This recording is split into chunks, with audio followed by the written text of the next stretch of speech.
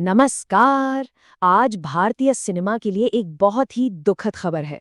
एक ऐसा सितारा आज बुझ गया है जिसकी रोशनी से दशकों तक हमारा सिनेमा जगमगाता रहा। जी हाँ, भारतीय सिनेमा के दिग्गज अभिनेता, हमारे अपने ही मैन धर्मेंद्र जी 79 साल की उम्र में हमें छोड़कर चले गए हैं।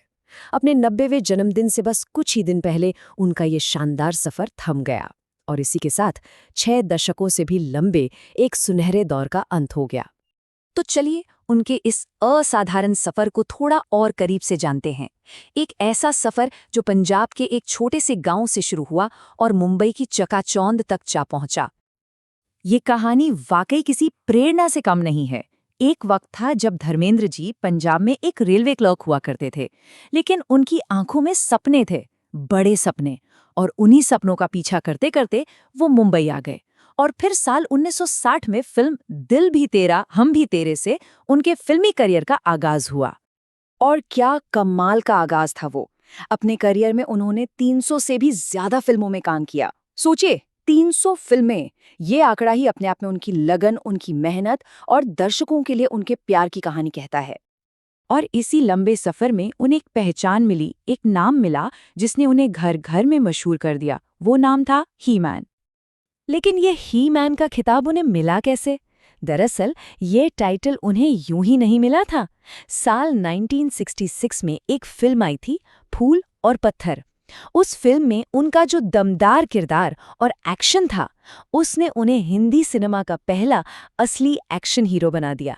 और बस वहीं से वो बन गए बॉलीवुड के ही मैन। उनके करियर के टाइमलाइन देखें तो माइलस्टोन से भरी पड़ी है। 1960 में डेब्यू और सिर्फ 6 साल के अंदर 1966 तक ही मैन की पहचान। फिर आया 1975 का वो साल और शोले जैसी फिल्म जिसने उन्हें हमेशा के लिए अमर कर दिया। उनके इस योगदान को 1997 में film fair lifetime achievement award और 2012 में पद्म भूषण जैसे बड़े राष्ट्रीय सम्मान से भी नवाजा गया।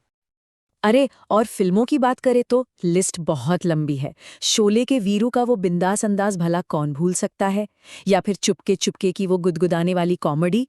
सत्यकाम से लेकर धर्मवीर तक हर किरदार में जैसे वो जान फूंक देते थे।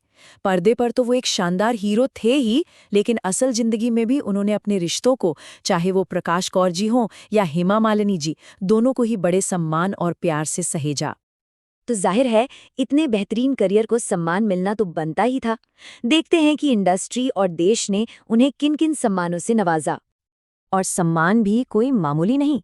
1997 में पूरी फिल्म इंडस्ट्री ने उन्हें film fair lifetime achievement award देके उनके काम को सलाम किया। और फिर 2012 में भारत सरकार ने उन्हें देश के तीसरे सबसे बड़े नागरिक सम्मान पद्म भूषण से सम्मानित किया।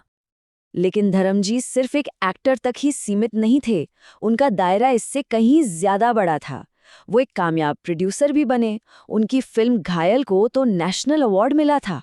और तो और 2004 से 2009 तक उन्होंने एक सांसद के तौर पर देश की सेवा भी की। और जैसे ही उनके जाने की खबर आई, मानो पूरे देश में एक उदासी छा गई, एक शोक की लहर दौड़ गई।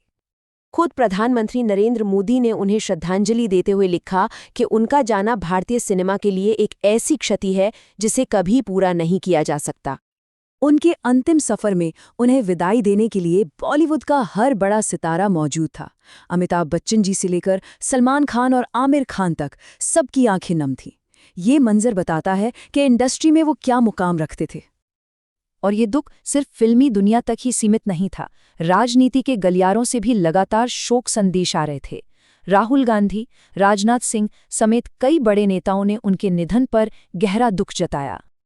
धर्मेंद्र जी आज भले ही शारीरिक रूप से हमारे बीच नहीं हैं, लेकिन वो एक ऐसी विरासत पीछे छोड़ गए हैं जो कभी मिट नहीं सकती।